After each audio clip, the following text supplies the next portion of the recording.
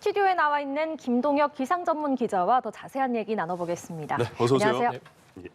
네, 장마철에 태풍까지 온다고 해서 긴장을 했었는데 일본으로 갑니다. 우리나라는 그러면 어느 정도 영향을 받습니까? 예, 말씀해 주신 대로 태풍 에어리가 당초 한반도까지 올라올 가능성도 있었습니다만 지금 현재로서는 일본 규슈로 들어갈 가능성이 좀 크게 보여지고 있습니다. 그래서 네.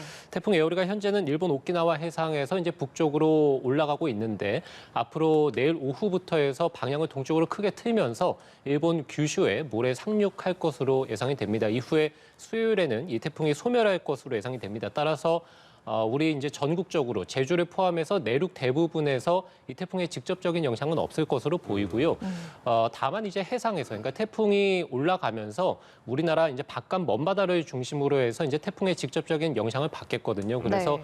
현재도 이 제주와 남해안, 이 남쪽 먼바다를 중심으로는 태풍주의보가 내려져 있고요. 네. 앞으로도 이 제주 남쪽 안쪽 먼바다, 그래서 주로 어쨌든 이제 해상을 중심으로 해서만 태풍의 직접 영향권에 들겠고 내륙적으로는 어떤 태풍의 직간접적인 영향은 없을 것으로 예상이 됩니다. 네, 네. 남쪽은 일단 태풍에 그래도 대비는 잘 해줘야 될 것 같고 그 전에 예보로는 제주를 지나서 부산으로 지나서 쭉 올라올 거라는 예보를 계속 받았었거든요. 근데 갑자기 동쪽으로 틀어진 이유는 뭐예요?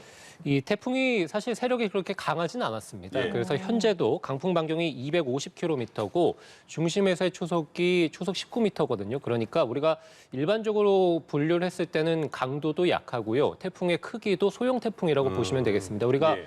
이 태풍의 강도가 강할 때는 본인의 세력에 또는 힘으로 인해서 방향을 이제 결정을 할 수가 있는데 태풍의 세력이 약하게 되면 주변의 기류, 이 바람에 휩쓸려서 올라가는 경우가 많습니다. 예. 그래서 네. 이 태풍이 올라오면서 오른쪽에 이 일본의 굉장한 폭염을 몰고 온 지금 북태평양 고기압, 이 네. 고온다습한 세력이 있는데요.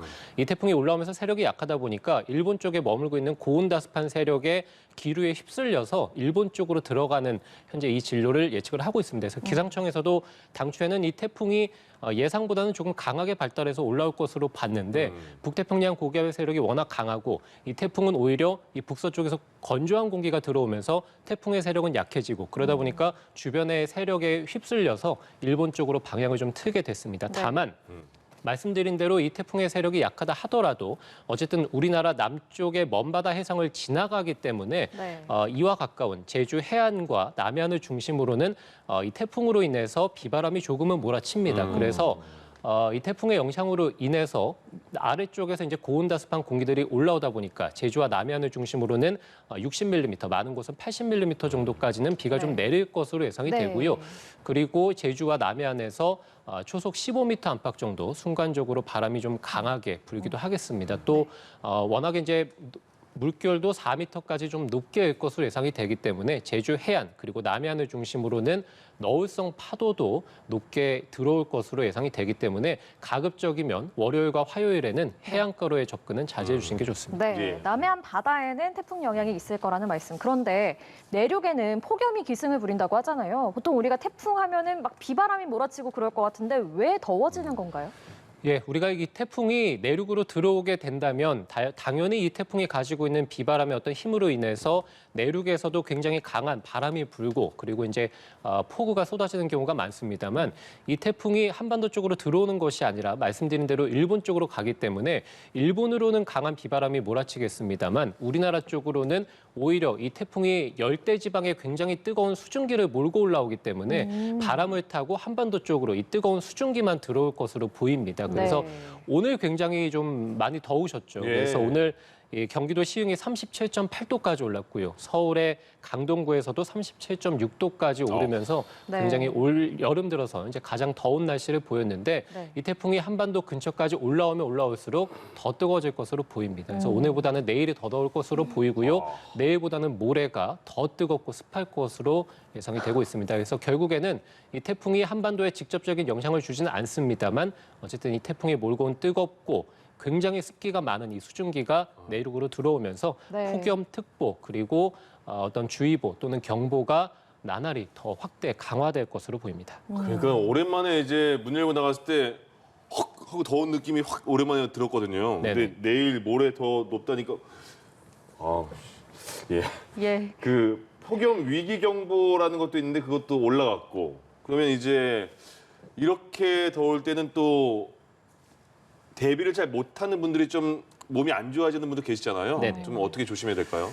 예, 일단 말씀해주신 그 이제 몸이 안 좋아지는 분들은 주로 이제 어린이와 노약자 그리고 네. 이런 분들이 이제 아무래도 폭염에 취약하겠죠. 예. 특히 이 여름철마다 많이 발생하는 사고 중에 하나가 어린이와 노약자 또는 이제 반려동물도 해당이 됩니다만 예. 이 차 안에 오래 좀 방치가 되면서 맞아요. 네, 인명사고가 발생하는 경우가 매년 여름철에 좀 많이 발생하고 있습니다. 그래서 네. 어린이와 노약자 그리고 반려동물을 중심으로 해서 꼼꼼히 좀 잘 챙겨주시는 게 좋을 것 같고요. 맞네. 우리가 지금 폭염이 보통 오후 시간대 가장 많이 발생하죠. 그래서 오후 시간대 온열 질환자도 역시 이제 가장 많이 발생하게 됩니다. 따라서 이 폭염에 대한 대비, 가장 중요한 대비는 가장 뜨거운 시간대에 외출을 줄여주시는 게 가장 좋습니다. 예. 특히 이제 실내에 머무는 시간을 좀 늘려주시는 게 좋겠고, 물론 이제 가장 뜨거운 시간대는 실내에서도 굉장히 뜨겁습니다. 예. 그래서 우리가 실내에서도 온열 질환자가 발생을 합니다. 그래서 이 실내에서도 선풍기나 에어컨 이런 냉방기기를 적극 좀 활용해 주시는 게 좋을 것 같고요. 네. 우리가 보통 오후 12시에서 오후 5시 사이가 가장 뜨겁다고 합니다. 그래서 우리가 이제 목마르지 않더라도 수분도 충분히 챙겨주시는 게 좋을 것 같습니다. 네. 그러니까 말씀하신 것 중에 정말 아이들 또 반려동물 잠깐 차에 놓고 뭐 사러 갔다 와야지 하면 안 되겠어요, 그죠? 잠깐이라도 그 심각할 수 있잖아요. 네, 우리가 이제 외부의 기온이 이제 보통 낮 기온이 33도에서 37도 정도거든요. 예. 근데 네. 차 안이라든지 이런 데 밀폐된 공간에서는 우리가 온도가 40도, 50도까지 올라가기 때문에 예. 그리고 굉장히 또 습기가 높기 때문에 우리가 호흡을 하기가 굉장히 힘듭니다. 그래서 이 밀폐된 공간에서 안전사고가 발생하는 경우가 많아서 우리가 월요일부터 이제 수요일까지 우리가 보통 폭염과 열대야가 심할 것으로 예상이 되거든요. 그래서 예. 수요일까지는 특히 이제 어린이, 노약자, 반려동물에 대한 꼼꼼한 이 세심한 이렇게 좀 관찰해 주시는 게 좋겠습니다. 네, 주의해야겠습니다. 음. 요즘 보면 날씨가 참 스펙타클한 것 같아요. 장맛비가 엄청 막 내리다가도 또 6월 첫 열대야까지 올 정도로 덥기도 하고요. 또 태풍까지 온다고 했는데 다행히 태풍은 또 방향은 튼다고 합니다. 이번 주 날씨도 이렇게 변덕스러운가요? 어떻습니까?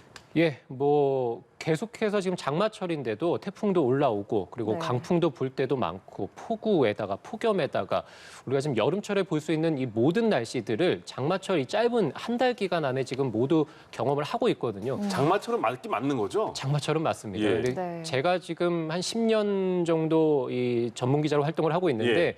사실 이런 장마철은 거의 보기 힘들었고요. 그래요? 그리고 이 장마철에 7월 달에 태풍이 올라오는 경우도 그렇게 흔한 경우는 아닙니다. 그러니까 올여름 장마철이 좀 굉장히 이례적이라고 볼 수 있을 정도로 굉장히 네. 다양한 날씨들이 좀 많이 나타나고 있다라고 볼 수 있겠습니다. 우리가 네. 전국적으로 지금 폭염 경보나 주의보가 내려졌다고 말씀드렸죠. 이런 날씨는 장마가 끝나는 7월 중순 이후에나 볼 수 있는 날씨니까요. 지금 폭염 어떤 특보가 내려진 것들도 한 달 또는 이제 3주에서 한 달가량은 빨리 나타났다고 볼 수 있겠습니다. 예. 네. 지금 폭염이 수요일까지 이어진다고 말씀을 드렸죠. 그래서 이후에는 다시 이 3호 태풍이 현재 중국 남쪽으로 들어가서 조금 전에 소멸이 됐거든요. 이 3호 태풍이 남긴 뜨거운 수증기가 중국 내륙에서 다시 한번 강한 장맛비를 형성할 것으로 보입니다.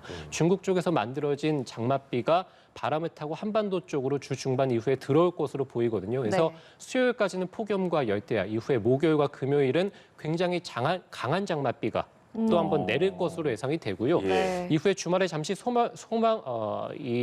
잠시 이제 쉬어 나갔다가 다음 주 초에 다시 한번 강한 장맛비가 또 중부지방으로 내릴 것으로 예상이 됩니다. 그래서 네. 정리를 해드린다면 주 중반까지는 폭염과 열대야, 이후에 바로 강한 장맛비가 전국적으로 내리겠고 네. 주말에 잠시 소강에 듭니다만 다음 주 초에 다시 한번 또 전국적으로 강한 장맛비가 내리면서 아무튼 올여름에는 폭염과 폭우 그리고 열대야라든지 강한 바람에 대한 대비, 모든 대비가 필요하겠습니다. 그래요. 네. 김동혁 기자 그 반려동물 키우세요? 키우지는 않고 있습니다. 근데 아니 그 아까 반려동물도 세심하게 살펴달라는 말씀이 되게 인상 깊어서 예. 여쭤봤습니다. 예. 김동혁 매일매일, 기상 전문 기자 인사하면 되죠? 네, 김동혁 기상 전문 기자와 함께했습니다. 고맙습니다. 고맙습니다. 감사합니다.